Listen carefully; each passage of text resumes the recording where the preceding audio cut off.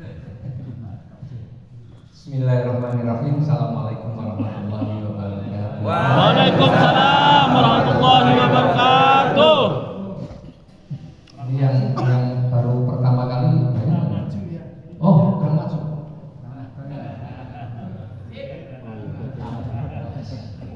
Ini yang baru pertama kali banyak nggak nih? Banyak ya. Yang dari pondok, yang dulu pernah ke pondok pesantren banyak. Banyak ya. Nah, saya tuh ingat dulu waktu pertama kali saya ikut SLC, ya ini ada pijet-pijet begini ya. Saya kira ini sholawat nariyah itu doa pijet. Karena saya nggak ngerti waktu itu. Ya, apa kok setiap pijet bacaannya begitu? Jadi dulu itu saya paham ini, oh ini doa pijet. Nah pas untuk waktu itu saya pulang sama salah satu ustadz ya, pas pulang saya cerita di mobil pas pulang dari SLC. Nah saya tanya itu memang di pondok itu kalau mau pijet-pijet itu bacaan doanya seperti itu ya? Sama ya. Ternyata bukan doa pijet, itu sholawat nariyah. Saya baru tahu. Ya, alhamdulillahirabbil alamin wassalatu wassalamu ala anbiya'i wal mursalin sayyidina Muhammadin wa ala alihi washabbihi ajmain. Ya, Bapak-bapak sekalian, alhamdulillah ini saya agak kemeringat nih. Biasanya saya tampilnya di hotel gitu kan. Ini saya tampil di masjid. Jadi apalagi dengan pakaian begini, saya teringat beberapa bulan yang lalu saya juga baru ini yang kedua sebenarnya. Di Al-Imtiaz juga saya begini. Ini di foto, tapi waktu itu pakaian saya putih-putih, pakai baju putih lebih serem lagi, lebih keren lagi. Nah itu di foto nih, di foto. Nah, kan saya senang nih. Akhirnya foto itu saya upload di Facebook. Pas begini kan kayak besar kan kalau begini ya. Saya upload di Facebook lah. Itu menjelang Ramadan. Nah nggak berapa lama itu ada beberapa surat ke tempat saya. Surat permohonan saya isi ceramah.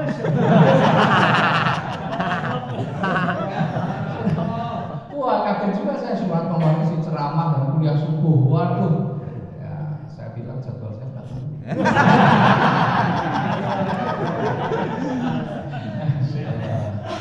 Ya puji syukur kan dari Allah Subhanahu Wa Taala yang ya memberikan nikmat sehat pada kita ya. Karena dengan nikmat sehat itu alhamdulillah kita bisa berkumpul di sini. Karena saya sudah janji, saya sudah janji sebenarnya bulan kemarin saya merencanakan untuk hadir ke tempat ini, tapi karena diberikan nikmat tidak sehat, akhirnya saya tidak bisa ke sini. Dan alhamdulillah Allah berikan kesehatan saya sehingga saya bisa hadir di tempat ini. Dan masya Allah waktu saya sampai ini benar-benar saya iri. Takbir! Lihat masjidnya, saya begitu masuk terus sebenarnya udah, inilah yang saya mimpikan gitu ya. Saya sebenarnya sudah merencanakan memimpikan sebenarnya udah lama, tapi kalah duluan sama Ustaz. Sama Abah Suroto. Dia sudah action dulu, kita masih mikir-mikir, masih merencana gitu ya. Ternyata memang apa-apa itu perlu langsung action, nggak perlu banyak rencana. Dan saya sebenarnya sangat bersyukur karena 5,5 tahun, 5 tahun 7 bulan yang lalu saya bertemu dengan perusahaan yang luar biasa, PT BES. Bukan karena hanya rezekinya, tapi ada satu program yang seperti sekarang ini, program SLC. Ini bagi saya itu waktu itu saya betul-betul terkesan dengan program SLC. Kenapa? Karena memang di PT BES ini kalau kita kerjakan sungguh-sungguh kan rezekinya masya Allah luar biasa.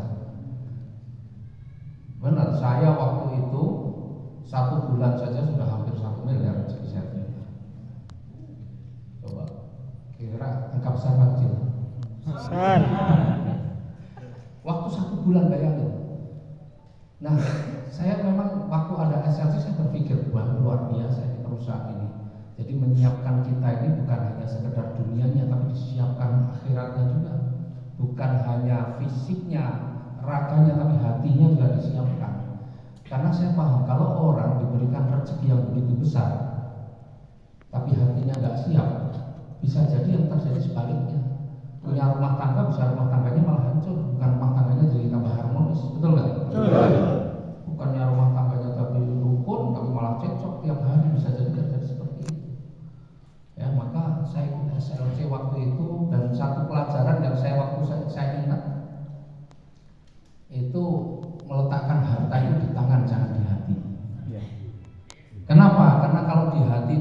kelas itu kayaknya berat, tapi kalau di tangan keluar datang pergi itu barang biasa, tapi kalau di hati jadi berat.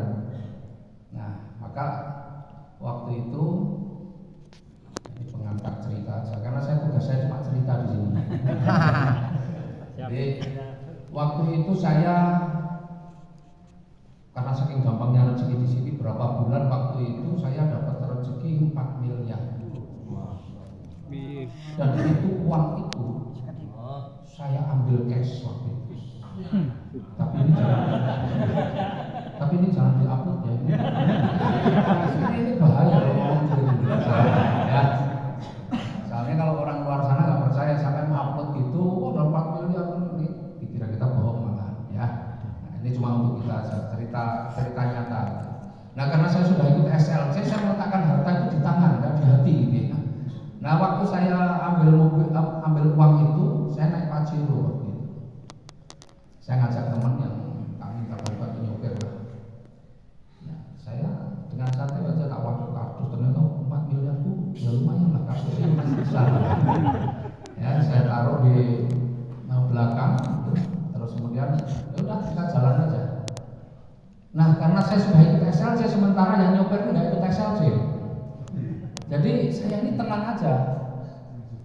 Tapi yang nyopir tuh yang belakang terus. Itu ada mobil di belakang aja, Pak, kayaknya tuh ikuti kita terus. Beneran itu. Saya jalan, nggak mungkin lah ikuti kita terus. Enggak Pak, coba dikencengin, ikut kenceng. Kan memang itu agak kita pulang malam ya. Saya juga sebenarnya kalau kendarai mobil, kalau malam sendiri, saya pasti cari teman. Jadi kalau yang depan kenceng, saya ikut kenceng. Dia pelan, dia ikut pelan kan, nyari teman kan. Nah, ini rupanya sopir ini khawatir. Enggak Pak, saya kenceng, dia ikut kenceng. Saya agak pelan, dia ikut pelan gitu. Enggak mungkin lah kan, yang tahu dari kantor turun ke mobil itu cuma kita dan beberapa orang di sana. Saya bilang gitu. Iya, tapi saya curiga ini bahaya nih. Ya sudah, gini aja lah. Cari tempat yang agak ramai, berhenti. Kalau dia ikut berhenti, nah itu baru kita tanya nanti. Akhirnya benar, pas tempat ramai kita berhenti. Ternyata dia terus. Oh, berarti enggak kan, cuma kecurigaan aja. Akhirnya lanjut lagi. Nah, kita lapar nih, kita makan. Akhirnya mampir di rumah makan. Pas mampir di rumah makan, saya sih ya udah, mobil kan sudah dikunci ya. Saya masuk ke rumah makan, cari meja yang ada di dalam. Tak tunggu sopirnya ini kok nggak masuk. Saya nunggu nggak pesen, tak tunggu kok nggak masuk. Akhirnya ke toilet kan. Dia udah lari. Tapi kok lama banget nggak masuk nih. Tak lihat depan, ternyata dia nggak berani tinggal mobil. Saya bilang udah tinggal aja nggak apa-apa. Ya Pak, tapi ngeri saya Pak. Nah, akhirnya udahlah kita cari meja yang mobilnya masih kelihatan. Akhirnya itu dia baru mau Pak. Ini bener loh ini. Padahal dia nggak punya saya loh. Tapi itulah itu kalau akibat orang punya rasa memiliki ya kayak gitu. Nah, akhirnya kita makan di situ. Dia sambil tengok mobil lebih gelisah dia daripada saya. Nah, itulah efek SLC memang dahsyat. 4 miliar itu di tangan, jadi nggak di hati gitu. Nah, alhamdulillah akhirnya ya udah selesai makan, kita pulang sampai rumah juga alhamdulillah aman ya. Nah, makanya ini salah satu bukti juga ini dibangunnya masjid yang luar biasa di sini. Beliau punya pesantren yang di sini, insya Allah nanti cepat bisa operasional dan bagus. Itu karena meletakkan harta itu bukan di hati. Kalau di hati buat kayak gini apa? Apalagi ini diwakafkan, nanti kalau butuh duit dijual nggak bisa. Betul nggak? Dijual masjid. Wah, benar-benar beliau bekerja keras, kemudian mendapatkan rezeki, dibangun untuk ini, itu benar-benar bukan untuk dunia. Itu benar-benar. Kalau saya kan masih saya pakai untuk bangun rumah. Ya, jadi luar biasa. Kita memang patut iri. Jujur aja saya iri. Ya meskipun ini sudah ada rencana saya, tapi kalah duluan gitu. Jadi saya iri nih berfastabiqul khairat kan? Ya. Nah, jadi insya Allah saya juga nggak lama lagi. Amin. Amin.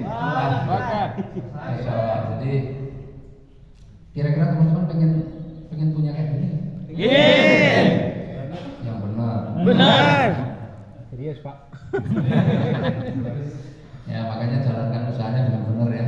Siap. Serius dengan sungguh-sungguh gitu ya. Insyaallah ini memang gara-gara PTBS banyak sekali. Alhamdulillah memang melalui PTBS saya mendapatkan banyak rezeki lah. Ya lumayan luar biasa menurut saya. Tapi saya benar-benar sebenarnya merasa bahwa mengenal PTBS itu anugerah sebenarnya. Karena alhamdulillah kita juga punya owner itu juga ahli sedekah. Jadi saya ini gampang di sini ada yang kita contohnya ownernya. Setelah kita kerja benar-benar, tapi beliau ini memberikan contoh bersedekah. Sedekah beras, kan awal waktu pandemi waktu itu beliau banyak sedekah beras. Alhamdulillah kita tinggal ikuti saja. Ya. Dan sampai sekarang alhamdulillah kita masih jalan. Beliau punya anak asuh, anak yatim. Alhamdulillah saya ikuti. Dan masih banyak lagi.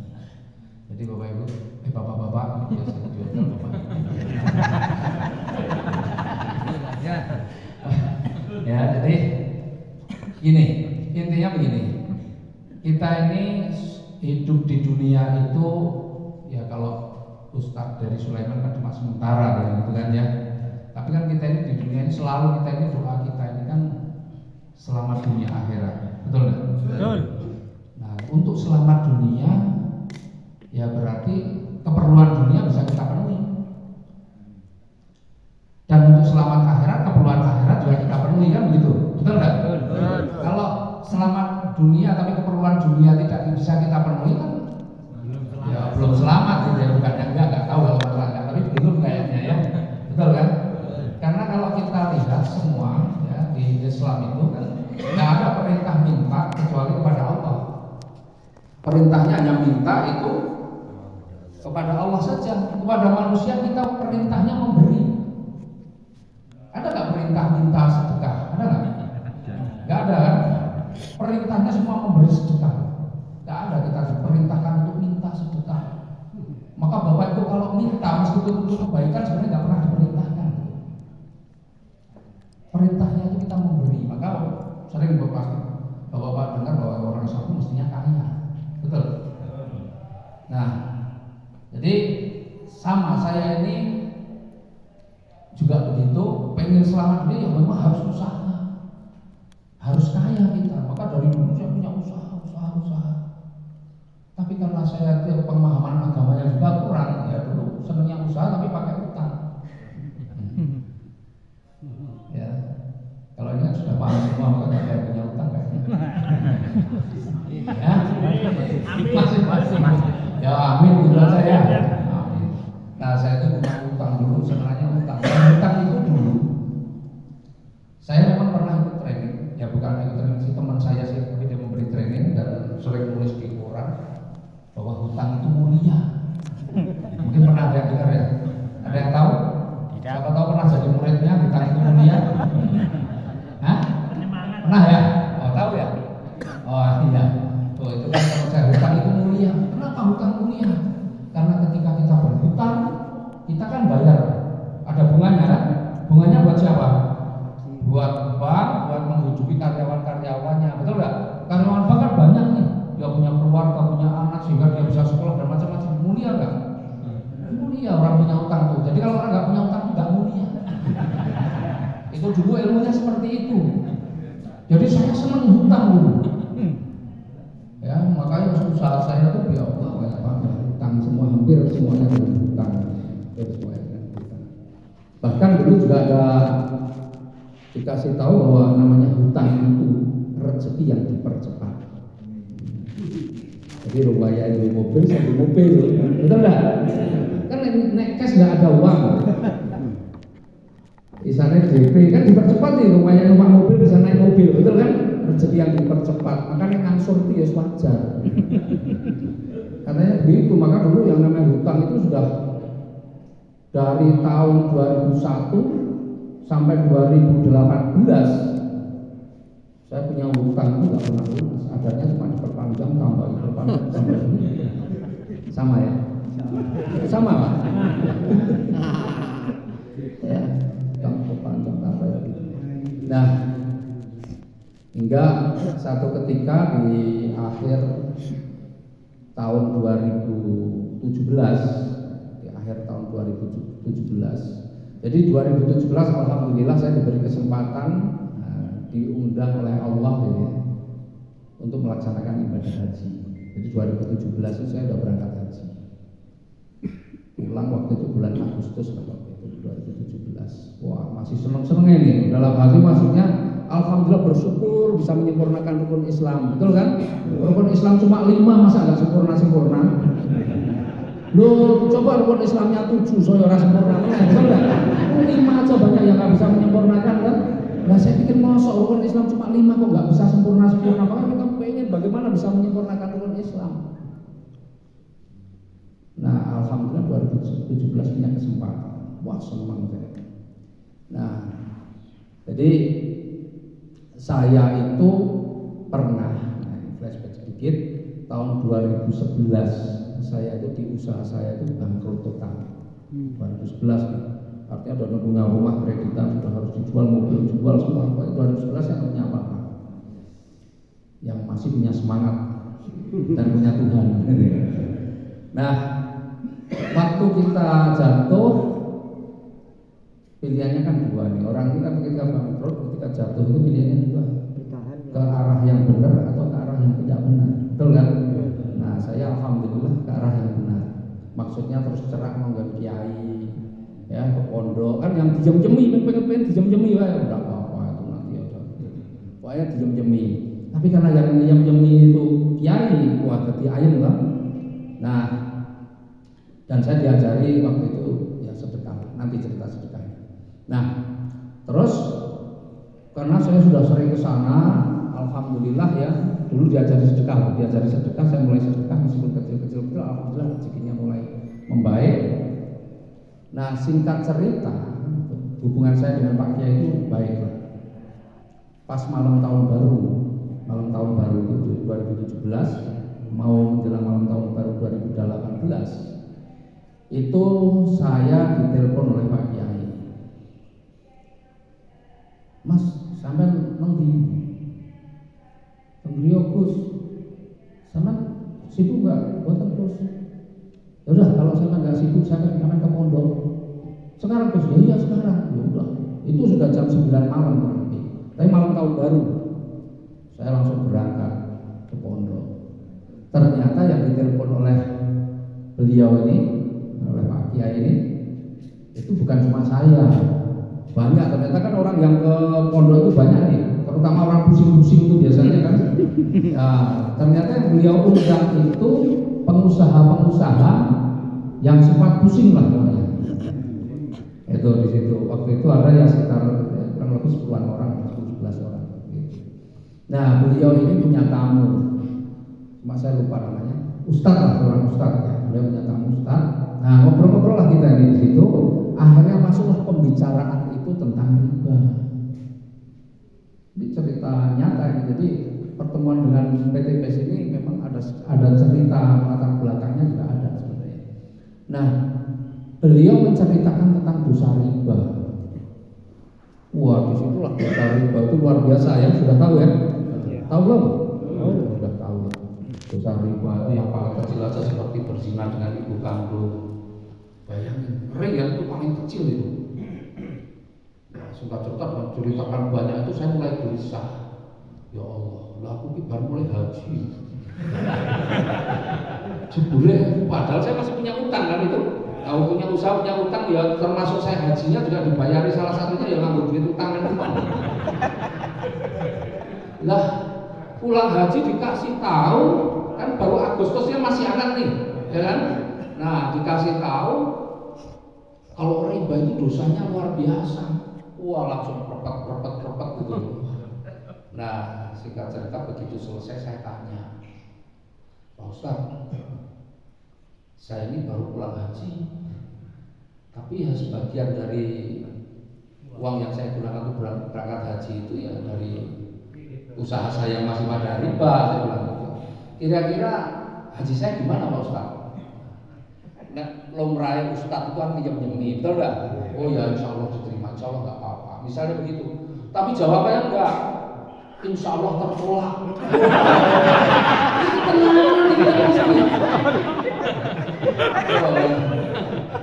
Loh, haji saya ini bukan haji murah.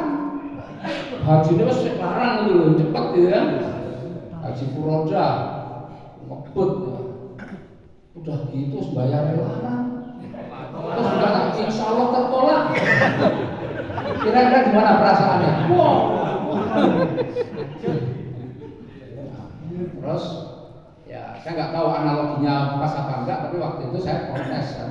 Loh, Ustaz, kan beginilah. Ibadah haji itu kan kebaikan. Kebaikan itu kan sebesar biji jarum pun juga akan tercatat, saya bilang gitu. Iya. Kalau sumbernya juga baik. Sampai wudhu, sampai sholat itu bagus juga bagus. Dapat pahala insya Allah, sampai khusyuk baca karantin, bos keren lah. Ya loh. Tapi sampai wudhunya pakai air comberan. Kira-kira sholatnya diterima enggak? Wah, terus lemes saya nggak bisa mikir. Wah, ini kalau anak cinta melahirkan. Enggak cuma sendiri sama istri ya. Waktu itu saya habis berapa ya? 350-an. Nah terus wah, nanti istri saya belum tidak ikut kan, cuma saya sendiri, tapi bayangin, wah istri saya kalau tahu gimana ini. Nah saya terus nanya sama Pak Ustaz waktu itu, Pak Ustaz sekarang gini, memang yang paling ngotot saya karena aku berhaji, gue orang kagum, ratrimo Pak. Ratrimo, beneran. Meskipun orang-orang sudah panggil Pak Haji itu padahal orang kagum. Nah, saya tanya, Pak Ustaz terus gimana? Pak Ustaz ini semua sudah terlanjur. Usaha saya juga masih ada utang. Saya udah haji pakai utang terus gimana? Ya sudah. Anda bertobat. Sekarang yang penting bersolat tobat setiap hari. Sholat tobat setiap hari. Sampai kapan? Mohon petunjuk sama Allah. Untuk lo kan dosane yo akeh Pak. Mosok tolak tobat ning sepisan yo tiap hari kok pikiran aku sesuk kanggo. Ya enggak kan itu Pak Ustaz bilang begitu aku ora takon berapa. Nah, terus sholat tobat setiap hari, mohon ampun, bertobat enggak akan memperpanjang atau nambah hutang. Pokoknya memohon petunjuk sama Allah untuk bisa segera melunasi hutang. Waktu itu kepikir sempat saya tanya, Pak Ustaz apa usaha saya tak tutup aja Pak Ustaz. Ya kalau sampai yakin nggak apa-apa, tapi pikir orang yakin ya. Ya nek tak tutup jo piye gitu. Ya sudah, akhirnya tetap aja tak lanjut. Tapi saya mau pulang sama istri saya ngomong, ya kita tiap hari sholat tobat memang. Kita ya belum harus dilakoni. Ya, dan kita minta petunjuk sama Allah untuk diberikan jalan bisa cepat melunasi hutang. Nah, itu bulan kan hari berikutnya sudah Januari. Pokoknya tiap hari sholat. Kayaknya lebih khusus istri saya sih. Kayaknya doanya mungkin istri saya yang diterima. Saya sholat ya sudah ya. Pokoknya begitulah tiap hari ya. Kan perintahnya tiap hari ya bos tiap hari. Nah alhamdulillah bulan Februari itu ada orang yang kurang ajar. Kurang ajar. Kenapa kurang ajar? Memasukkan saya di grup WhatsApp tidak pakai permisi. Kan biasanya kan sering nih kalau dimasukkan grup WhatsApp nggak permisi pada marah-marah kan? Ya nggak sopan dan sebagainya. Ini orang yang kurang ajar. Masukkan di grup WhatsApp. Tapi judul grup itulah yang membuat saya penasaran. Apa judulnya? Solusi lunas hutang. Wah, saya baca lah di situ tulisannya kakean. Saya ini rasa mau ukah-ukah kayak gitu kan, bukan tulisan itu orang paham nah. Cuma ada 2 video. ada 2 video. Yang video yang pertama itu video seorang mahasiswa yang 1,5 bulan bisa beli mobil cash. Video yang kedua ada ibu-ibu yang 2 bulan, ya, kalau waktu itu ceritanya sudah dapat 2 mobil, 1 Pajero, 1 Fortuner, 2 bulan 200 juta. Saya ini punya usaha, modal saya, restoran saya itu modalnya 5,5 miliar. Utang tapi Insya Allah utang ya. Itu aja per bulan rata-rata cuma 80 juta. Lu nyicil sudah itu berapa itu gubernur ki gopo kita ya ratusan. Nah, ini ada orang kok 1,5 bulan sudah bisa mobil 150 juta. Berarti sebulan 100 juta, betul enggak? Ada ibu-ibu 2 bulan 800 juta. Lilis waktu itu gitu. Berarti sebulan 400 juta itu usaha apa ini? Nah, disitulah rasa penasaran saya. Wah, lihat siapa yang masukin saya ke grup.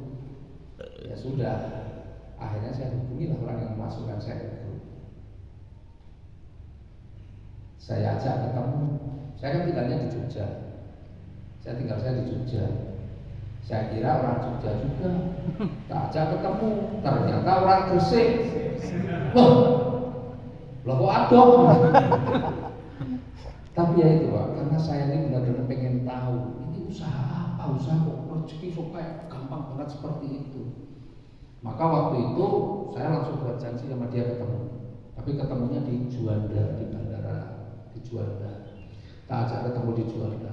Nah, singkat cerita, saya ketemulah dia.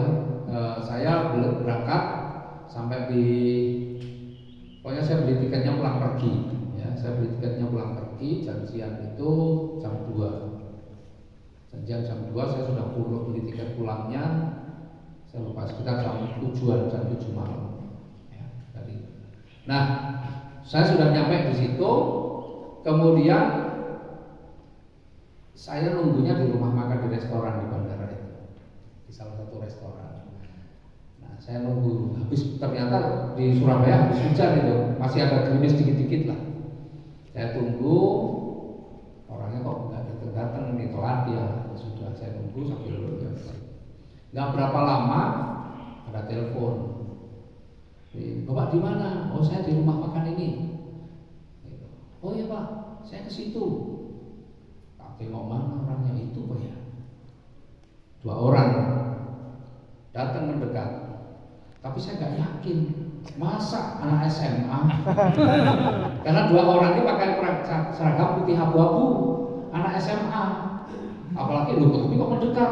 Terus tak lihat celananya, lu kok basah separuh. Waduh, naik motor ini. Karena yang saya bayangkan, kenapa saya mau sampai ke Surabaya? Karena saya lihat fotonya di WA itu, profilnya itu, pakai jas, pakai dasi, tapi kan dia orang sukses juga nih. Itu loh, ini mendapat sudah keren. Begitu sampai sana, ternyata kok seragamnya putih abu-abu, itu pun celananya basah separuh, berarti naik motor. Waduh, ini salah orang. Bener, ternyata dia datang gitu, anak SMA. Nah, ya saya udah kecewa sebenarnya. Waduh, kok anak SMA. Nah, saya minta menjelaskan, nggak paham juga. Ya tahu-tahu dikit, tapi begitu mungkin saya serem ya. Ini ada anak SMA ketemu orang tua, kelihatan kecewa kan, mungkin pertanyaannya juga agak ketus mungkin tuh ya. Nah, mungkin dia grogi. Kalau grogi kan ilmunya hilang semua. Nah, dia ini kayak bingung gitu loh jelasin. Nah, akhirnya saya mikir, aduh, gimana ini? Tapi kan prinsip saya ini kan gini, gampang sebenarnya. Yang penting kalau ada orang lain yang bisa, saya juga pasti bisa. Betul. Jadi nggak usah paham dulu. Yang penting ada orang yang bisa, tinggal nanti kita cari siapa yang bisa, itu tunjukkan, tak belajar sebentar. Kan begitu. Nah, waktu itu saya mikir, tapi gimana nih? Nah, saya ini kebetulan waktu jadi pengusaha jadi pengusaha yang punya banyak utang itu saya aktif di organisasi yang namanya Himpunan Pengusaha Muda. Dulu zaman-zaman saya ini banyak sekali LPK.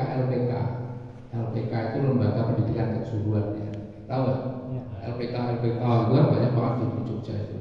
Nah di organisasi tempat saya bernaung itu sering dimintain untuk menjadi pembicara, topiknya adalah kewirausahaan. Jadi suruh ngisi materinya kewirausahaan. Nah salah satunya yang sering ngisi itu saya di beberapa LPK. Bahkan dulu kalau sekarang itu namanya UNJ, Universitas Negeri Yogyakarta, dulu IKIP. Itu kalau mahasiswa yang sudah mau lulusan kadang-kadang diberi pembekalan kewirausahaan. Nah saya sering dimintain isi, ya, meskipun nggak utang itu saya bilang Pak, pengusaha itu keren Pak. Kalau Anda jadi karyawan, Anda mau kapan Anda bisa kaya? Karena tugasnya karyawan itu mengkayakan orang lain. Kan gitu ya? Betul nggak? Betul. Kalau mau kaya jadi pengusaha, ternyata kaya hutang. Nah, saya sering ngisi gitu. Nah ini di hadapan saya itu ada anak SMA yang dia lagi memulai usaha. Dulu saya suka memprovokasi orang untuk menjadi pengusaha. Di hadapan saya ada anak SMA yang sedang mulai usaha. Maka saya teringat bahwa aku harus tanggung jawab ini. Ucapan saya yang sering memprovokasi ini saya harus tanggung jawab, saya harus dukung dia gitu. Itu satu. Kemudian yang kedua, saya kebetulan juga punya anak SMA. Tapi anak saya, dia waktu itu masuk namanya kelas 3, anak saya kelas 2. Anak saya nggak pernah mikir cari uang. Ini ada anak SMA, sudah mikir cari uang, ya ada tergerak juga perasaan saya. Kemudian waktu itu saya pernah ikut training, jadi ada beberapa pertimbangan. Saya pernah ikut training, di mana di training itu dikasih tahu begini: jika dalam satu pertemuan dan kemudian terjadi perpisahan, maksudnya pisah orang perpisahan cerai ya, terjadi perpisahan, itu usahakan jangan sampai ada yang dalam tanda petik kecewa. Saya kalau harus ada yang kecewa, usahakanlah Anda yang kecewa. Katanya begitu. Itu dulu training apa saya lupa, kayaknya John Robert Power apa ya. Ya ya sebegitulah. Pokoknya kalau ketemu itu perpisahan itu jangan sampai meninggalkan dua orang terus kemudian nggak sepakat atau apa terus kecewa gitu. Ya saya pikir-pikir, wah ini pertama dia baru mulai usaha, yang kedua dia masih anak SMA yang hampir seusia anak saya, yang ketiga saya nggak mau dia bikin dia kecewa. Ya udah, maka saya nggak mau mikir. Saya langsung ambil keputusan gabung di PTBS. Ya, jadi saya ngambil keputusan di PTBS itu awalnya bukan karena apa-apa, yang sakit ya. Dan rasa tanggung jawab saya sebenarnya, bukan karena saya sudah ngerti semuanya, enggak sebenarnya. Tapi itulah kerjaan Allah itu menolong hambanya itu bisa dengan berbagai cara, mungkin dengan rasa kasihan, rasanya macam-macam lah. Dan itu sudah skenario Allah, itu bukan sebuah kebetulan. Ya. Nah, waktu itu saya langsung bayar kontan di situ, bayar kontan.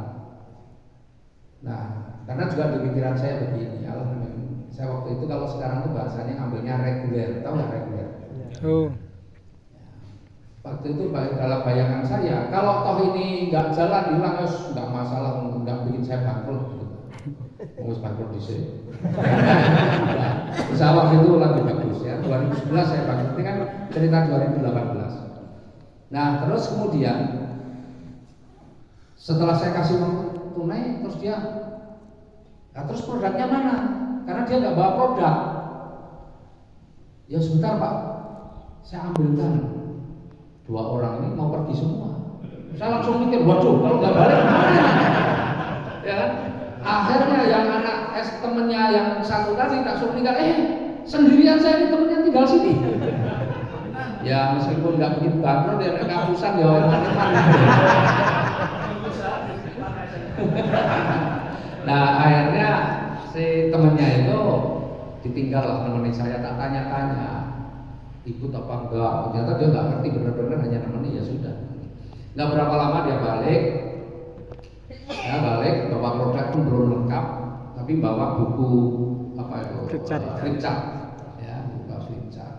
Ya sudah, meskipun belum lengkap, udah nggak apa-apa, yang penting ada produknya, ada flipchartnya. Yang katanya yang lain nanti mau dikirim, ya sudah. Akhirnya selesai sampai di situ, dia pulang.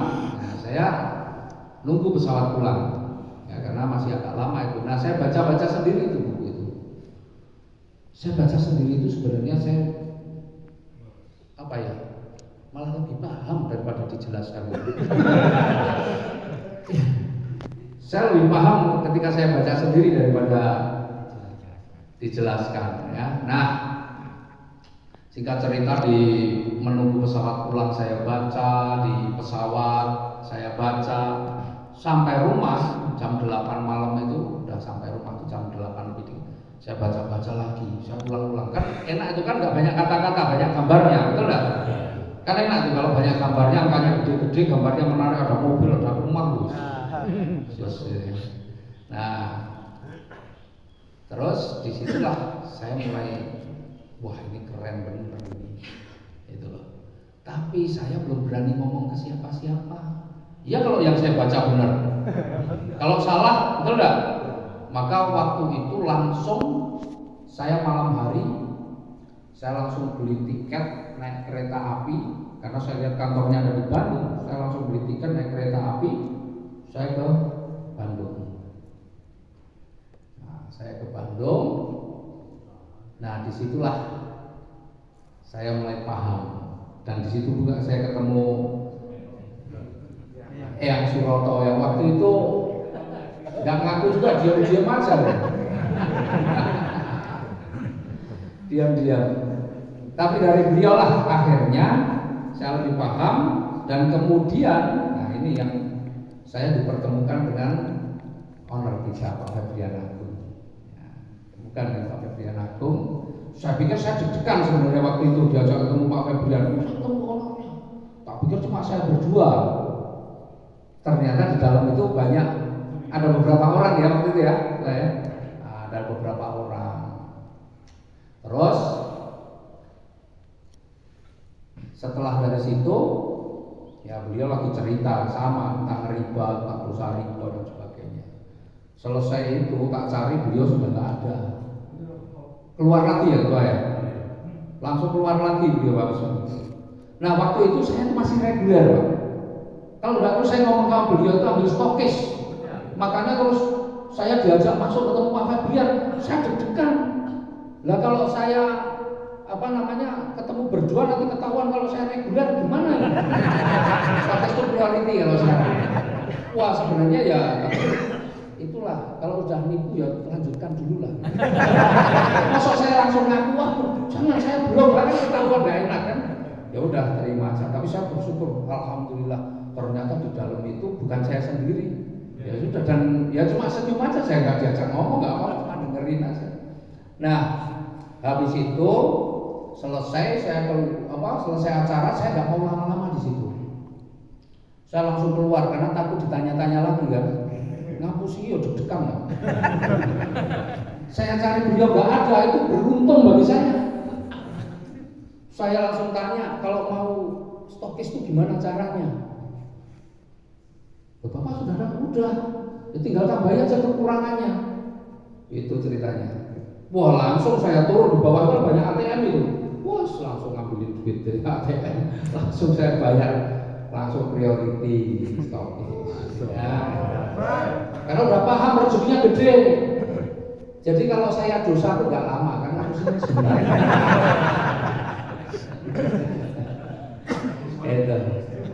Nah pulang dari situ saya udah ngotot lah langsung.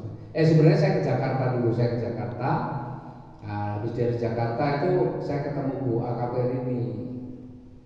Nah, Bu AKP Rini itu pas kebetulan ketemu nggak sengaja dia nanya, dari mana Pak? Oh saya dari sini ini. Terus dia nanya, sekarang bisnis apa Pak? Ada, bagus. Padahal lagi baru dong, soalnya bagus. Loh orang lain kan nggak ngerti, betul nggak? Yang ngertian kita kan, Maka yang penting nomor satu itu kuncinya mantep, Pak. Termasuk waktu ditanya, ambil apa? Stokis, mantep Pak. Yang penting mantep dulu. Nah, setelah itu gimana Pak? Waduh, saya waktu itu kan saya di Jakarta, saya pas mau pulang, selesai acara saya pas mau pulang ke Jogja. Ya, saya lagi nunggu taksi, saya mau ke bandara. Nah, tahu Pak Kabar ini nggak? Tahu ya? Tahu banget karena yang di Jawa Timur itu mayoritas kalau di rumah. Iya, ya di ada dua Kabar ini. Nah, beliau nanya, ini apa Pak? Waduh, saya bilang bagus. Terus gimana caranya? Waduh, saya nggak bisa jelasin. Ini waktunya saya tuh nunggu taksi ini. Kalau ibu mau, ibu ikut saya ke bandara. Nanti di mobil saya jelasin. Akhirnya Mbak Kabar ini mau, langsung ikut pas taksi datang Mbak Kabar ini naik. Begitu naik di taksi itu, ya ngobrol aja kan kita cuma bisa cerita ngobrol-ngobrol aja. Kan saya nggak bawa flipchart juga nggak bawa, ya, cuma ngobrol cerita. Tapi kan sudah ada di memori kurang lebihnya seperti itu. Mbak Kabar ini rupanya tak jelasin cuma ngomong nggak paham juga. Terus gimana itu Pak? Namanya? Aduh gini Bu, itu harus pakai hitungannya harus pakai coret-coretan. Ya mudah-mudahan ini lancar, nggak macet nanti di bandara kita cari warung nanti kita jelaskan pakai coret-coretan.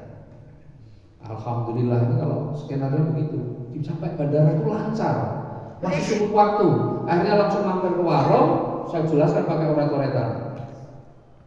Begitu saya jelaskan coret-coretan, Bu ini paham, terus nanya, Bapak milih yang mana? Oh saya stokis. Nggak ngaku sih kalau yang itu udah benar itu. Ya. Nah, Dua KPR ini juga langsung ikut stokis, langsung bayar cash. Nah, kebetulan waktu itu Dua KPR ini berdua, ya, polisi sama Pak Agus Sutopo, AKP juga itu, polisi juga. Ditawarin lah sama Bu AKPR ini, Pak Agus pengen nggak? Aku nggak bawa duit, nggak apa-apa tak bayarin, tapi eksekutif aja. Akhirnya Pak Agus Sutopo ikut ambil yang eksekutif. Jadi saya dari bandara di Halim itu, bandara Halim, saya pulang tuh bawa duit banyak. Dalam hati saya ini polisi kok gede tuh kayak banget duit nanti. Beneran itu karena cash gitu ya, bawa uang cash yang pulang. Ternyata belakangan saya tanya, Turini itu dari Jakarta tuh nagih duit. Karena ada orang punya utang, ditagih-tagih janji terus, tapi meleset, akhirnya didatengin, nggak mau ditransfer punya cash, Turini. Ternyata itu nyarikan duit saya. Ya, keren ya. Jadi skenario Allah itu indah banget, benar. Saya merasakan, wih, masya Allah, langsung gitu, Pak. Pulang sampai Jogja, Pak. Ya, saya masih belum action. Waktu itu kan hari Sabtu kan, saya pulang. Bu KPR ini, Bu Rini itu mestinya pulangnya hari Minggu. Pulang ke Kalimantan kan, dia dari Jakarta pulang ke Kalimantan di Banjarbaru. Tapi rupanya beliau setelah ngasih uang ke saya gelisah. Ini bener apa enggak ya? Ini ketipu gimana gitu loh. Nah akhirnya Bu KPR ini nyari alamatnya dan langsung hari Minggunya itu berangkat ke Bandung. Saya nggak tahu berangkatnya hari Sabtu apa hari Minggu, yang hari Minggu itu ke Bandung. Di Bandung hari Minggu pas akhir bulan itu ada bagi-bagi mobil di belakang kantor. Waktu itu ya, ini yang bagi-bagi mobil nggak boleh diambil ya. Ini cerita waktu itu. Ada penyerahan mobil lah, bukan bagi-bagi mobil. Ada penyerahan mobil di belakang kantor. Bayangan saya waktu itu, waktu saya ikut kan, saya ini orang pertama di Jogja. Orang Jogja belum ada yang ikut, wah keren, aku Jogja habis nanti. Nah, ternyata awalnya lihat ada penyerahan tuh mobil-mobil di belakang itu. Beliau ngambil video-video. Nah, dikirimkanlah ke saya salah satu videonya. Kirim ke saya, Pak, ternyata ada orang Jogja yang sudah dapat mobil. Pak Ustadz Joko, kesini nggak ya Pak? Nah, besok ketemu itu, nanti atau besok. Beliau ternyata sudah dapat mobil 1,5 bulan sudah dapat mobil. Wih, keren nih. Bahaya nih, terancam saya. Tapi yang di Jogja orang nomor 1 ternyata sudah ada, bahkan sudah dapat mobil. Waduh, waduh gawat ini. Itu hari Minggu. Nah, saya masih mikir aku harus gimana ini. Nah, Bu Rini selesai dari situ hari Senin, beliau pulang. Terus hari Selasa atau hari apa, Bu Rini langsung sudah bikin seminar. Mau bikin seminar Bu Rini? Saya telepon loh, Bu, bikin seminar. Iya, kemarin minggu itu setelah penyerahan mobil ada seminar, saya minta materinya. Langsung lah, saya nggak punya materi. Waduh, gawat ini. Bener-bener saya semakin, ya waktu itu saya waduh gawat ini. Udah di Jogja bukan orang yang pertama, ini langsung saya sudah bikin seminar, saya belum. Wah, maka saya nggak mau kalah, udah rawuh bicaranya. Akhirnya saya tiap hari ketemu orang, tiap hari itu ketemu nih. Wes, sehari 10 orang, 15 orang, alhamdulillah hari pertama ya tolak kabeh. Tapi kalau saya ditolak ini, itu bukan lemes, Pak. Saya justru penasaran, masa sih satu aja nggak bisa, kok keterlaluan saya ini, kan gitu loh. Beda sama bapak-bapak. Ini karena wajahnya kalau ditolak-tolak lemas. Oh iya, betul Pak. Nah saya ini kalau ditolak itu nggak lemes Pak, beneran. Tapi penasaran, mosok sih kayak nggak bisa, kan gitu. Kan kata Abah Suroto ini kan yang penting ajak dua bantu dua. Waktu itu di pikiran saya gua apa ya ajak dua bantu dua. Tapi ternyata satu hari itu puluhan orang tak ajak nggak ada yang mau Pak. Gawat ini ya. Tapi saya penasaran mosok ngajak loro ora iso kebangetan teman. Itu loh. Nah itu malah justru semangat saya semakin tinggi. Besok berjalan alhamdulillah hari kedua sudah ada. Hari ketiga banyak saya punya cerita sendiri caranya ya. Tapi alhamdulillah disitulah saya cepat. Maka saya sudah gak mikir dua karir ini sudah bertumbuh, tapi kalah gila sama saya kerjanya. Dua karir ini kan mengandalkan seminar-seminar gitu ya. Waktu itu ya, saya kan tiap hari. Nah, alhamdulillah 12 hari saya dapat apa namanya? Mobilio yang pertama. 12 hari. Itu Pak. Karena saya satu udah gak mikir, tinggal mikir yang satu ini ya. Alhamdulillah saya langsung senang Pak. Alhamdulillah ya Allah dapat 12 hari, berarti yang di orang Jogja waktu itu sampai 1,5 bulan, berarti aku lebih cepat. Alhamdulillah saya gak keduluan Bu Rini waktu itu. Iya, karena bagi saya itu sensitif banget itu. Oh aku ingat kok kalah di sini. Bahaya itu. Bahaya itu harga diri. Ya, tapi harga diri positif, nggak jelek-jelekin, nggak itu ya. Tapi itu jadi motivasi lah bagi saya. Akhirnya saya semakin kencang lagi. Nah, singkat cerita, ketika saya dapat mobil waktu itu ya di atasnya Mas Naufal namanya Mas Andika, dia berikan ucapan selamat saya pakai flyer, ada gambar mobilnya itu. Mobil itulah yang kita upload ke Facebook. Nah, selama alhamdulillah 12 hari dapat mobil. Ternyata orang banyak yang pengen Pak. Inbox di Facebook saya waktu itu Facebook belum ada TikTok ya. Inbox di Facebook saya itu banyak banget sebenarnya.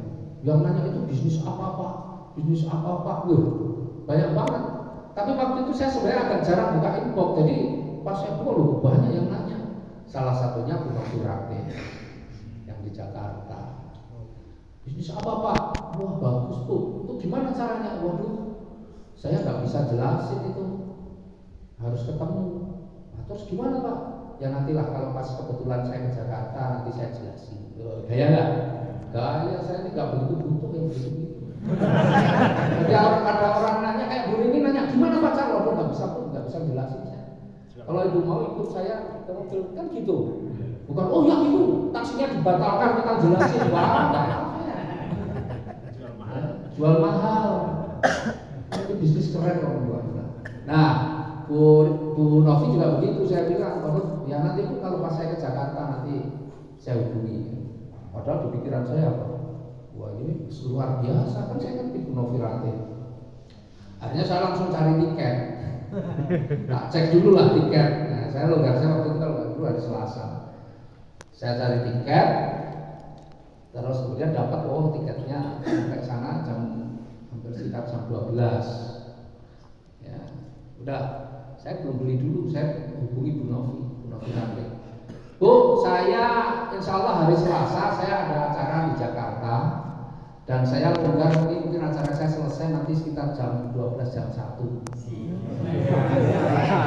Kalau Bu Novi nanti mau tahu, kalau Bu Novi mau tahu dan ada waktu boleh kita agendakan. Tapi kalau Bu Novi nanti nggak ada waktu ya nggak apa-apa, mungkin lain kali. Oh jadi Pak, di mana Bu? Bapak naik pesawatnya dari mana? Pulangnya dari mana? Oh saya pulangnya dari Halim. Kan memang biasa saja dari Halim, bukan dari Cengkareng. Dari Halim. Oh yaudah kalau gitu kita ketemunya di Taman Mini aja yang dekat, biar nanti kalau Bapak mau pulang nggak jauh-jauh. Kan gitu. Saya bohong nggak ya? Enggak. Acara saya selesai jam 12, acara naik pesawat. Kan gitu. Enggak. Iya, makanya saya begitu bilang, oke ya Bu, pasti ya, iya. Saya baru beli tiket. Nyampe Jakarta jam 12 kan gitu. Langsung saya di situ. Udah selesai Pak, udah. Acara apa tadi ketemu orang? Yuk ketemu orang di pesawat banyak orang.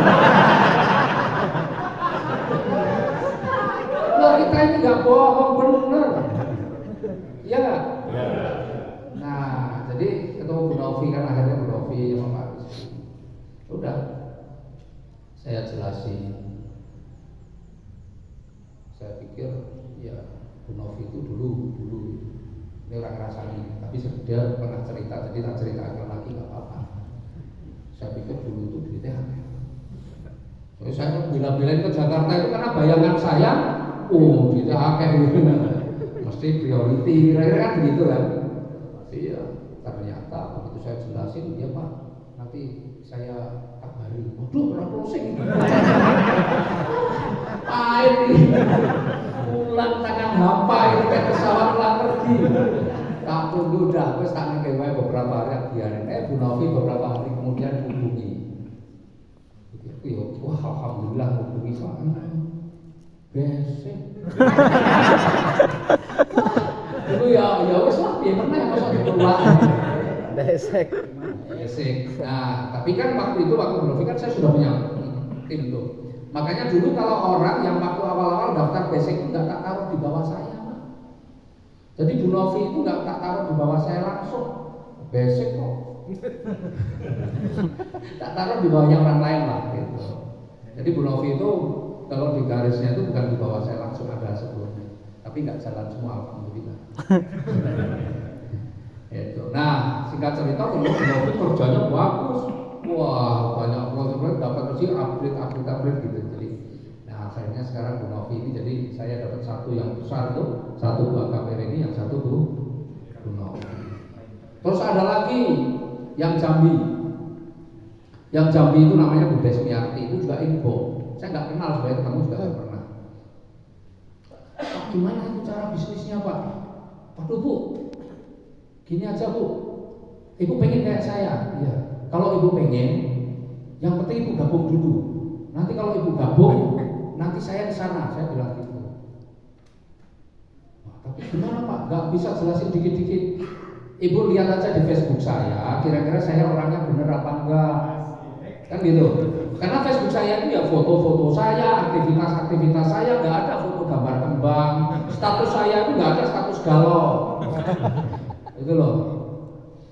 Jadi status saya ini kan statusnya ya dilihat saja nanti. Ya status saya itu nggak ada status yang aku merindukanmu. Tahu kayak dulu status nggak ada. Ya status yang sedih-sedih, yang kecewa, yang itu nggak pernah saya bikin status di sosial media. Nah akhirnya tak suruh lihat aja di situ. Udah dilihat, akhirnya ya dia percaya, dia transfer, ambil reguler, dia suka pola reguler. Akhirnya saya atur, ya itulah. Jadi orang-orang itu pada ngejar saya itu nggak ngejar-ngejar. Ya, yang itu loh ya, kecuali yang itu kalau tak undang minta presentasi. Nah, akhirnya saya ke Jambi dan luar biasa, dia mengumpulin banyak orang dan akhirnya ya di Jambi berkembang luar biasa.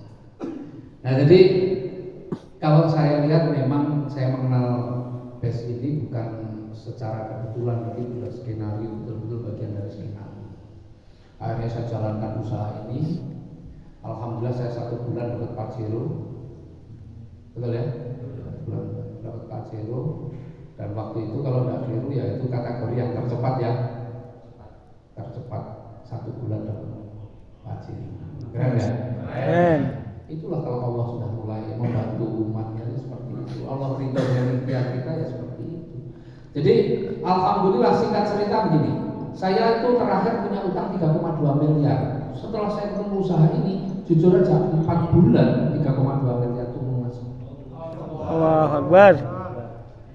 3,2 miliar 4 bulan turun mas. Sudah bukan hanya lunas, saya masih punya Pajero.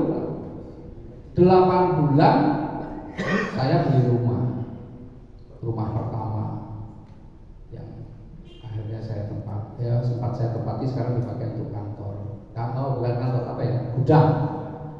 Pakai untuk gudang karena produk-produk di sana. Itu 8 bulan.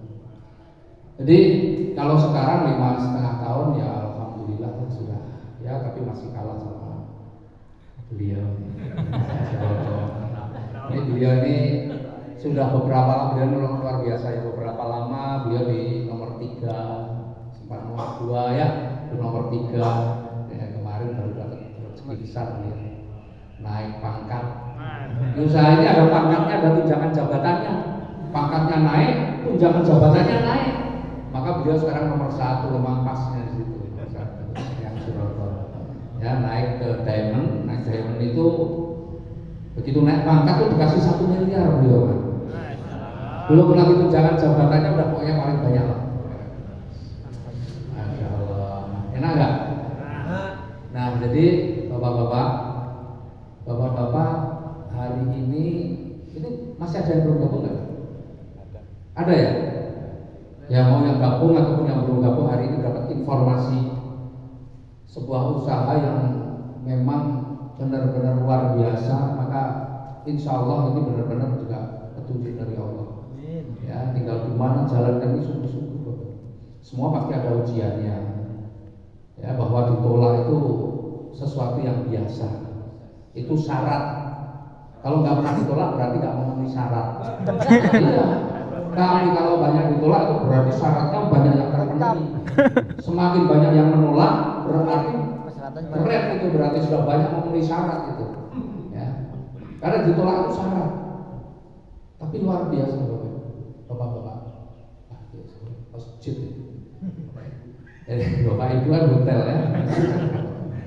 Nah, ternyata memang benar.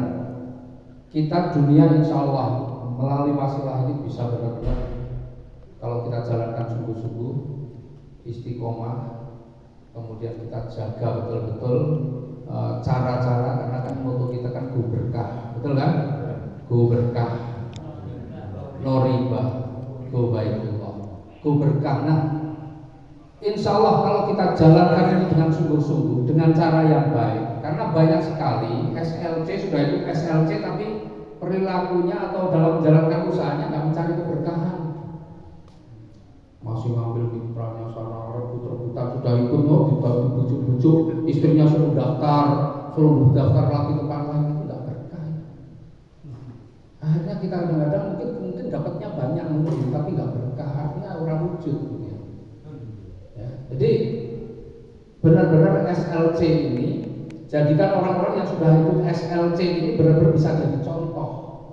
Karena akhirnya banyak SLC ini dijadikan ajang untuk perselingkuhan. Sudah gabung di sini, di rumah saya di sana. Benar. Ya, maka harusnya insya Allah SLC Malang ini benar-benar orang-orang yang mengikuti SLC Malang ini akhirnya orang-orang yang benar-benar bisa dijadikan contoh. Amin. Orang-orang yang benar-benar kita ini sesama muslim satu saudara. Betul kan? Al mu'minun lil mu'minin kal jasadil wahid. Ya kamu dalil sedikit-sedikit.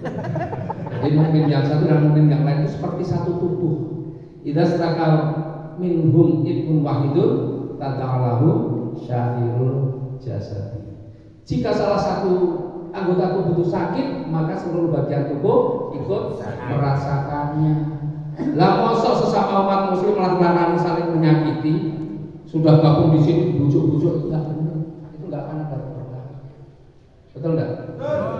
Jadi mulai dari sini SLC ini penting supaya apa? Benar-benar kita mutunya gugurkan riba, diikuti dengan training yang namanya spiritual leadership camp ini memang benar-benar diusahakan untuk benar-benar orang yang ada di menjalankan usaha bersama PTBS ini benar-benar orang-orang yang amanah. Orang-orang yang kemudian kita ini dipertemukan oleh Allah sesama muslim ini benar-benar seperti satu tubuh saling menjaga, bukan saling menjatuhkan. Insya Allah kalau kita saling menjaga, ya Allah akan ridho, dan ketika Allah ridho, insya Allah rezeki itu akan semakin dipercayakan kepada kita. Ya, dipercayakan kepada kita. Nah, insya Allah juga melalui usaha ini akhirnya kita bisa punya yang saya sering sebut namanya peternakan uang. Ya, peternakan uang. Saya ajak teman-teman, terutama yang di tim saya. Sampai jam berapa ya?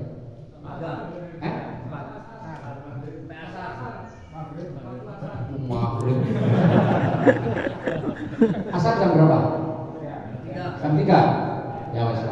Nah, saya tadi juga. Oh ya, saya di tim saya.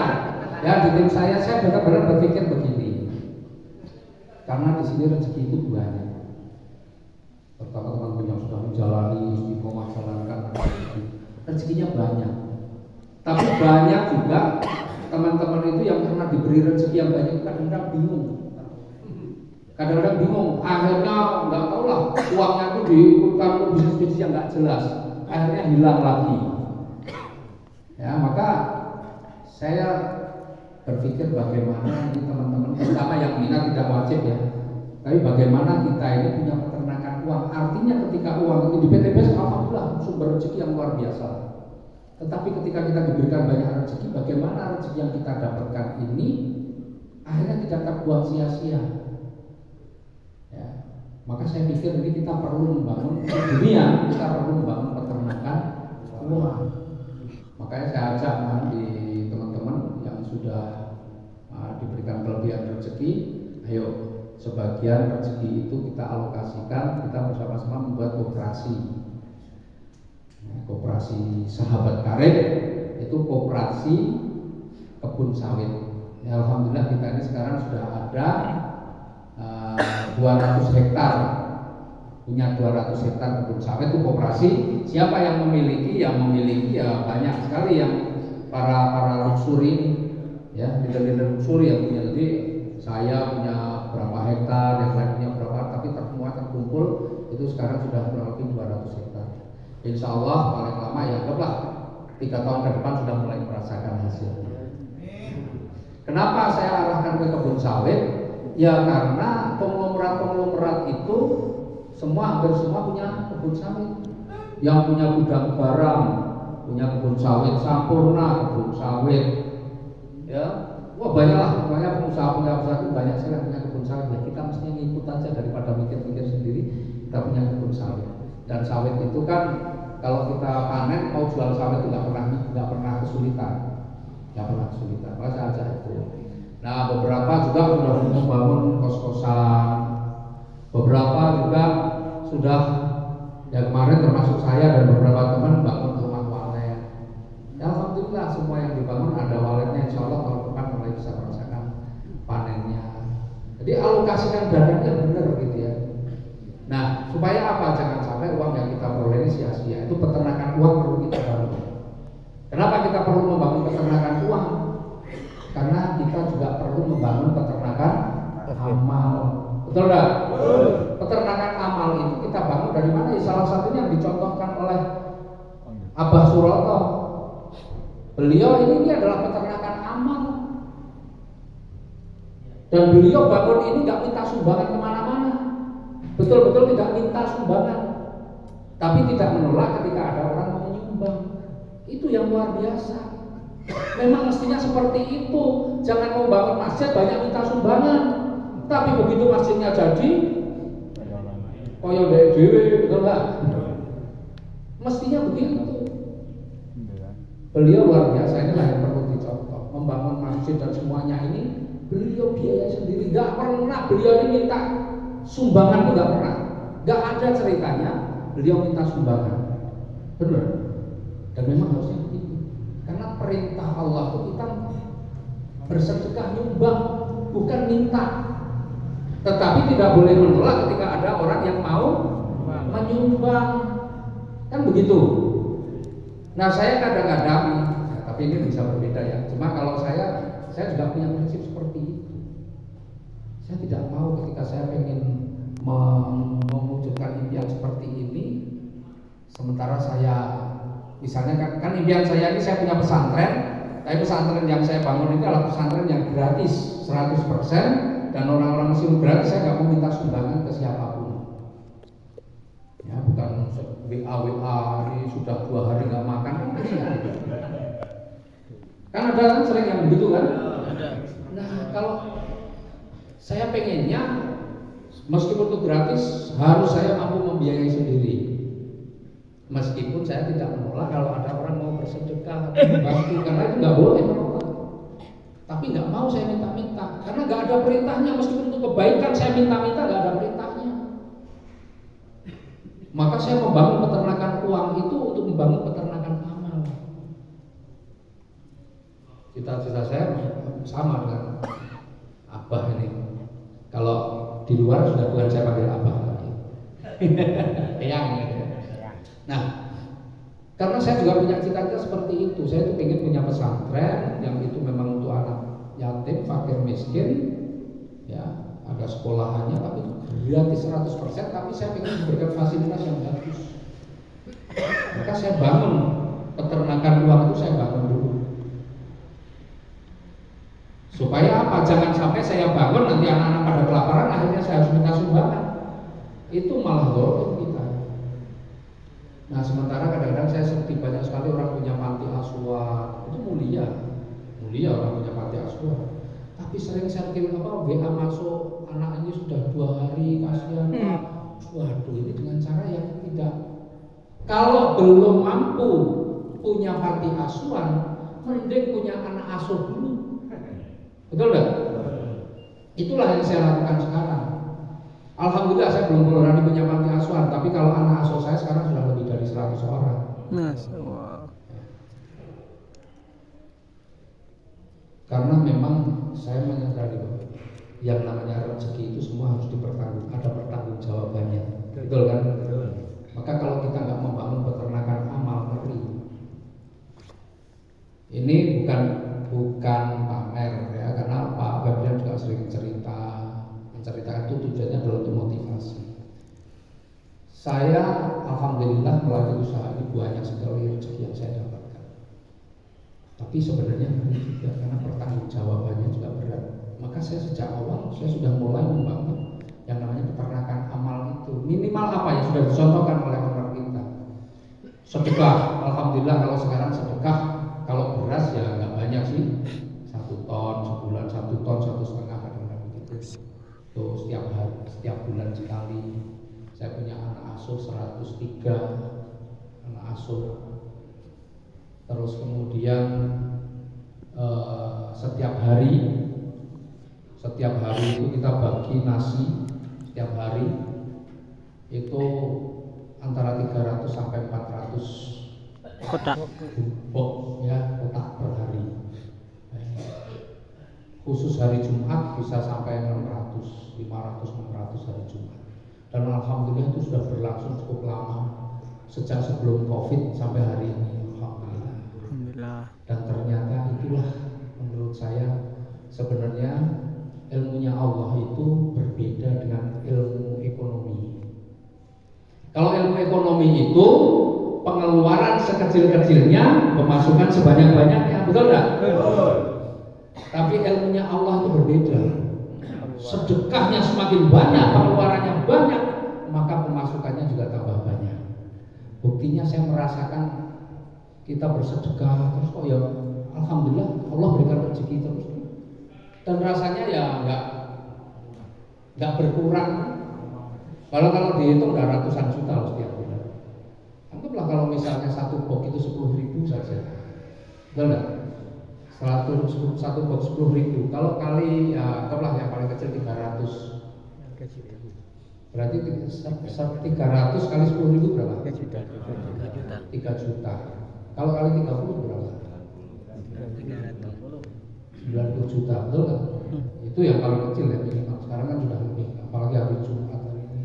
Belum yang beras, belum yang anak asuh. Saya jadi pengusaha pun dulu nggak mampu Pak seperti itu.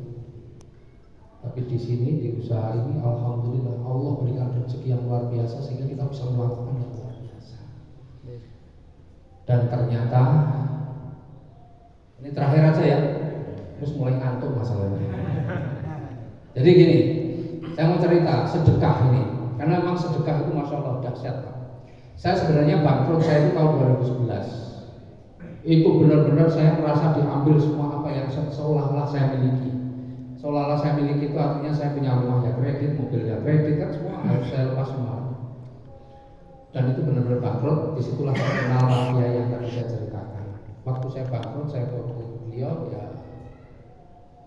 nasihat beliau yang alhamdulillah sejak tahun 2011 dan itu berjalan sampai hari ini ya. Dan akhirnya saya ketemu dengan PTBS, dengan owner yang bercontoh semakin mantap saya melakukan itu adalah ilmu sedekah. Saya bangkrut waktu itu malah justru sama Pak Kiai disuruh bersedekah. Coba gimana? Orang bangkrut kok malah suruh bersedekah? Kata Pak Kiai waktu itu, ya memang perintahnya begitu. Bersedekahlah di kala lapang dan sempit. Lah, saya bingung ngapain duit ya kurang kok suruh bersedekah. Waktu itu saya bilang ya agak-agak ngecek sitik ya. Berarti sedekah saya cuma senyum Pak Kiai. Kan senyum juga sedekah, betul enggak? Ya Pak Kiai jawabnya ya juga santai. Ya sudah, tidak apa-apa kalau sampai sedekahnya senyum, paling ya sampai dapat senyum banyak. Katanya begitu, beneran itu. Lah terus gimana Pak? Lah saya ini lagi bangkrut suruh sedekah itu terus gimana? Loh, sedekah kan nggak harus banyak. Sedekah yang sampai mampu berapa, tapi bersedekah. Akhirnya waktu itu saya bersedekah. Ya justru berapa pun mampu. Ya saya cuma mampu kalau 2.000 mampu. Ya sudah, 2.000 aja nggak apa-apa bersedekah. Tapi yang penting rutin, istiqomah. 2.000, tiap hari 2.000. Dan sarannya diberikan pagi hari. Saya ngerti dalilnya ya. Waktu itu Pak Kiai bilang itu. Berikan pagi hari sebelum jam 9. Lah kenapa Pak Kiai? Kok pagi hari kok? Kalau siang apa sore atau malam masa nggak bisa? Ya sampai pengen rezekinya cepat apa lama? Kalau pengen cepat ya pagi. Kalau pengen lama ya malam, nanti pas tuwek lagi itu rezeki katanya. Tanya gitu, tapi saya nggak ngerti ini bercanda. Akhirnya saya jalan. Tiap hari saya sedekah 2.000 rupiah. Setiap pagi, pokoknya sebelum jam 9 saya biasanya jam 8 saya harus sedekah. Ke siapa ya, ke siapa saja. Nah, dulu saya masih merokok, kalau beli rokok, beli harganya berapa tak tambahin 2.000, yang 2.000 itu 2.000 itu niat sedekah. Saya beli bensin, misalnya beli bensin 8.000, sicot gitu ya, tak bayar 10.000, 8.000, bayar 2.000 niatnya sedekah. Kadang-kadang mampir masjid, sholat duha ya kalau beli 2.000. Pesan Pak Kiai, nggak boleh dirapel. Pas itu rezeki bayar 60.000 untuk sebulan, nggak boleh. Tetap harus 2.000 setiap hari. Ini mudah-mudahan bisa dicontoh ya. Amin, amin. Terus beliau pesan, kalau sampai nanti sudah merasakan rezekinya kok kelihatannya mulai meningkat, mulai membaik, sampai tingkatkan. Tapi kalau sudah naik nggak boleh turun lagi. Ya udah, pesannya begitu. Harus saya jalan. Kelihatan saya merasa Pak, rezeki saya ini kayak lancar gitu ya. Memang nggak sekarang ini terus ditunggu ke orang rezeki ya Pak. Ini udah jalan aja. Tapi saya merasa rezeki lancar. Akhirnya saya bikin 5.000. Setelah naik 5.000 terus enak 10.000. Naik 10.000 enak, naik lagi begitu. Dan ternyata betul. Kalau kita mau, kan janjinya Allah kan yang janji yang benar-benar ada angkanya, ada hitung-hitungannya. Ada hitung-hitungannya nih. Itu kan sedekah. Betul nggak? Bisa dilipatkan sampai 700 kali lipat itu ada hitung-hitungannya di PNG, bisa di matematika gitu loh. Ya itulah yang saya jalani. Makanya saya sedekah sampai sekarang alhamdulillah masya Allah luar biasa. Ya, dan beruntung juga akhirnya Allah pertemukan dengan PTP sehingga kita bisa bersedekah sebenarnya nggak pakai mikir lagi. Tapi saya tidak minta sedekah untuk bapak-bapak sekalian. Karena bapak-bapak bukan untuk orang yang mendapatkan sedekah materi, tapi sedekah ilmu, betul nggak? Karena bapak-bapak ini adalah orang-orang kaya yang harus dikayakan. Ciri-ciri orang kaya adalah memberi, bukan minta. Maka biasakan mental kaya kita ini supaya Allah itu ridho untuk kasih rezeki pada kita. Biasakan kita memberi. Meskipun kita sulit, kita ini masih diberi rezeki oleh Allah, berbagi. Ya, sudah follow akun TikTok saya tuh. Nah, saya sekarang lagi seneng nih ya, nggak tahu besok-besok. Lagi seneng motivasi ada TikToknya. Saya begitu. Kita ini harus bersyukur, kan yang mau ditambah nikmatnya oleh Allah itu adalah orang yang bersyukur, betul nggak? Nah, kalau kita diberikan oleh Allah kesehatan, bersyukurnya bagaimana? Alhamdulillah, alhamdulillah, alhamdulillah itu baru lisan. Tapi harus actionnya ada, betul nggak? Hatinya bersyukur, lisannya alhamdulillah, mengucap bersyukur, tapi harus action. Kalau sampai diberi kesehatan cuma alhamdulillah sehat tapi pura turun pelentera malas-malasan, itu nggak bersyukur. Orang yang bersyukur diberikan kesehatan harus beraktivitas, jangan diberikan kesehatan kayak orang sakit. Maka nanti nikmatnya ditambah. Bapak Ibu diberikan rezeki meskipun sedikit, mungkin belum cukup untuk, tapi Allah kan sudah berikan rezeki, betul nggak? Bersyukur nggak? Bersyukur, wujud bersyukurnya apa? Cuma alhamdulillah, bukan, berbagi. Itu wujud syukur yang sesungguhnya. Kan ciri orang beriman itu al-imanu aqdun bil qalbi wa iqrarun bil lisani wa amalun bil arkan. Jadi antara hati, lisan dan perbuatan itu harus nyambung. Kalau cuma bersyukur lisannya, bersyukur alhamdulillah alhamdulillah tapi pelit ya, itu nggak bersyukur, belum masuk kategori bersyukur yang sesungguhnya. Maka orang yang pandai bersyukur itu pasti tidak pelit. Orang yang pandai bersyukur itu pasti tidak mau mengambil haknya orang lain. Dia senang memberi kok mengambil hak. Betul. Betul nggak? Maka orang yang ngambil haknya orang lain itu orang yang nggak bersyukur. Orang bersyukur adanya cuma memberi.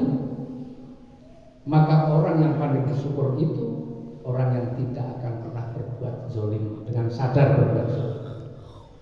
Itu insya Allah orang yang pandai bersyukur itulah yang orang yang akan ditambahi nikmat.